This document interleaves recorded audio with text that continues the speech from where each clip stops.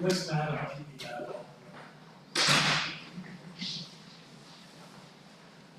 All right. Call to order.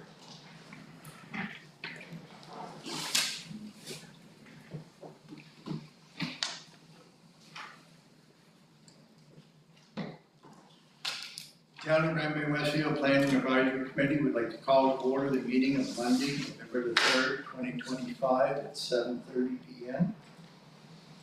Item 2, land acknowledgement. We respectfully acknowledge that Bay-Westfield exists on traditional Woolastook Way land. The lands of the Wabanaki people are recognized in a series of peace and friendship treaties to establish an ongoing relationship of peace, friendship, and mutual respect between equal nations. The river that runs by our town is known by the Woolastook, along which the Woolastook people of the beautiful and bountiful river. We, the staff and elected representatives, pay respect to the elders past and present and the descendants of this land. Item 3, Chairman's remarks. I would like to welcome Vanessa to our committee and the town. And has anybody got any quick questions for Vanessa right offhand? Thank you. Right. Item 4, record of attendance. Could the record show that Teresa Gordon is absent? Item 5, agenda. Oh, I don't think we need a motion for that anymore, do we? Agenda approval. We would like to amend the agenda to include membership term recommendations. Can I have a motion to amend the agenda on November 3rd, 2025? Planning Advisory Committee meeting to include the membership term recommendations, which will be listed as 8B. Motion, please. Second. Seconder. Jim. All those in favor? Aye. Motion carries. Item 6, disclosure of conflict of interest. Are there any conflicts to declare? There being none, moving on to item 7. Minutes of previous meetings. Can I have a motion to accept as presented the PAC meeting minutes and correspondence of April 7th, 2025? So. Seconder? Second. All those in favor? Aye. New business, draft bylaw amendments to zoning bylaw PD 009. Memo request from council dated October 14th, 2025. Planning officer report dated October 30th, 2025. Council report dated October 7th, 2025. And draft bylaw PD 009. I will invite Vanessa, our development officer, to speak to the item. Thank you. You're welcome. The first amendment to the zoning bylaw is regarding accessory buildings. So, looking at the accessory building section, it was attached to other zones other than residential. And really the intent of those accessory building requirements are for residential zones, so that you have a certain amount of yard space and a certain amount of space setbacks and that sort of thing in subdivisions. So it's really just to remove it from the other zones. The second one is traffic impact study requirement. So this one is, as the town grows, looking forward, we want to be able to have the ability to request traffic impact studies for developments in the future, so that when they bring their proposal forward, we can ask for them to do that traffic impact study so that we know how it's going to affect the roads in the community. Yeah. Any questions? Question regarding the zoning. Yeah. Will the proposed amendment include clear dimensions for the other zoning areas, like commercial and otherwise? There are already minimum setback requirements within each zone. Okay. They would just be as part of the building requirements and not specific to accessory buildings. buildings. So if we went in, like, I could look it up, but that kind of answers your question. Yes, there's still requirements in each zone. So it's not the residential requirement on commercial, it's the typical commercial requirement in Correct. commercial, just Yes. not aligned with residential. Yes. Yeah. You're welcome. I just have a question about traffic impact studies, so that would be at the cost of the proponent? Yes. And is there like a defined, like what is a traffic impact study, you know? You're not just gonna get your neighbor to say, no, it's all fine. Oh, yeah, Have to go with their It's- requirements and guidelines for what that would have to include. It's quite technical and done by like engineers in that field who would analyze, you know, this is your development, this is how many people are potentially gonna go in and out of that development and which times, and traffic flow, so traffic engineers, like, yeah, it wouldn't just be your neighbor. Okay, so there, and that's all set out in the bylaw itself, like what is a traffic impact study? Will that be a defined term that it has to come from one of these bodies who are prepared to do that? It isn't a defined term as of yet, I'm not sure if it needs to be, but I could ask Jamie for sure. Just as a person who's always looking for a, way out of something, You're talking about contractors?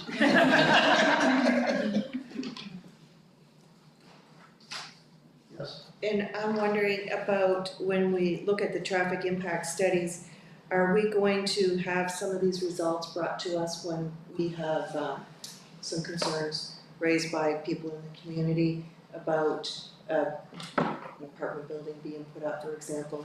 We'll look at Ed Kelly's building in the front, I'm just using that as an example, but I mean, maybe there should have been maybe a traffic impact study done there, and then we could try to determine the impacts on the community such as Schultons or other people.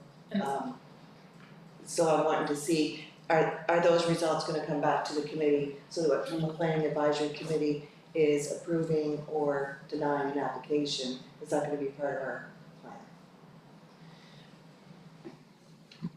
I don't know specifically that it's part of the process for PAC to approve or deny. I know it would definitely be something that goes to council, and I think that's more my not understanding all the processes. John's raising his hand. Well, absolutely. No, so it would depend on the process, so if this committee is going to be the one who approves or denies a development, then this is what we're asking to be able to ask for. So yes, but I think those types of approvals go to council. So the way I envision this happening and could be changed is that the findings would be incorporated into a subdivision agreement, which outlines the development standards of, say, a subdivision. This is for larger projects, it's an example. So historically, not here, but historically what we've done is we get the information and say the intersection needs to be upgraded, or whatever work needs to be done, that becomes the responsibility of the developer, not the town. So when we have a subdivision agreement that says here's the standards that we want for the curb and gutter and the road, and we want the roads to be X number of meters wide. If there needs to be upgrades to accommodate extra traffic flow, say like Ed Kelly's may have around Schultz or whatever, then that becomes the developer's responsibility, included in the contract with the developer, to ensure that whatever they do meets municipal standards. That's really what we want to do. It's not a cost burden that comes to the town, it's a contract with the developer that if they want to go ahead, this is what they have to do. But I just know that in the past, we had a woman come and wanted to make part of her residential building into a commercial operation. And so some of the concerns from the local citizens were that it was gonna impact traffic and how much that was gonna impact traffic in their area. So if that's gonna come to PAC, are we gonna say, go do a traffic study? Or are we going to say, that's gonna already be part of the It's package? it's gonna, if you notice, we don't put any thresholds that it has to be X number of housing units or X number of commercial units. Right. It's on our discretion.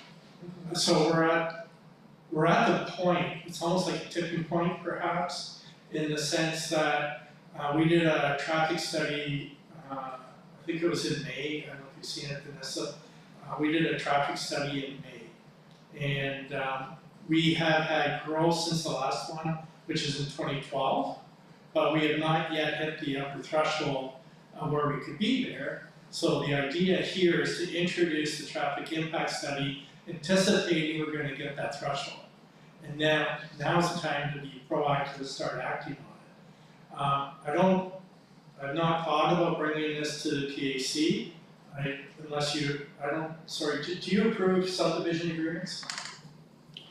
We just send it to we give them our approval and send it off. Yeah, so if there's something that needs to, if we need to have a higher threshold of development by the developer on that type of surface infrastructure, it'll be in the agreement and then that'll go to council, that'll go to PAC under council. But at the end of the day, I don't see us doing it for one house in a neighborhood. Right, and that's why I was wondering about thresholds, because sometimes you can say, if you're going to implement having a commercial, on a residential home, so, you know, the threshold for that might be, you're not gonna have 10 cars a day, you know, being in there, so that's not really gonna impact a lot of people around that in that community. But we're gonna get those people coming here to PAC to complain or to raise their concerns about the level of traffic that is going to be involved in changing the residential to a commercial. Yeah, this is, you know, suppose, I'm saying suppose, we talked with a developer who wants to put in 160 housing units and maybe 30 commercial units. Right, That needs traffic impacts. okay, If we get 30 more units in already a high density area, where traffic's already a problem, and we're concerned about the design of the road, that may require something. But I want to state, this is the developer's responsibility, it is not the town's. right. Okay. But sometimes we're getting the concerns from the residents in the town coming here to PAC. Sorry. Right, they come here to PAC with their concerns, and we're trying to answer those concerns. So if there were some thresholds built around having, you know, so many extra units to engage a traffic impact study, it might be easier for a PAC to be able to respond in that fashion, because then there'd be some thresholds, right? So what I'm hearing is you want a tool to depoliticize some Yes. decisions. I think, Vanessa, that's something that we can try and arrange. I know Jamie and I talked about thresholds. Because we can say that that doesn't meet the thresholds. Yeah, but the problem that Jamie and I had in our discussion was there are unique circumstances that, I'm trying to think of an example here in town. Here's a far-fetched one, and this stays in the room, please, okay, this doesn't go anywhere, this is a real discussion. Is this public? Yes. Yes, so you can't say, John. I know what they're talking about. Oh, I really wanna hear it now. Can you pause it? Can we go in camera, Mr. Chair? Yes, we can. Can you pause the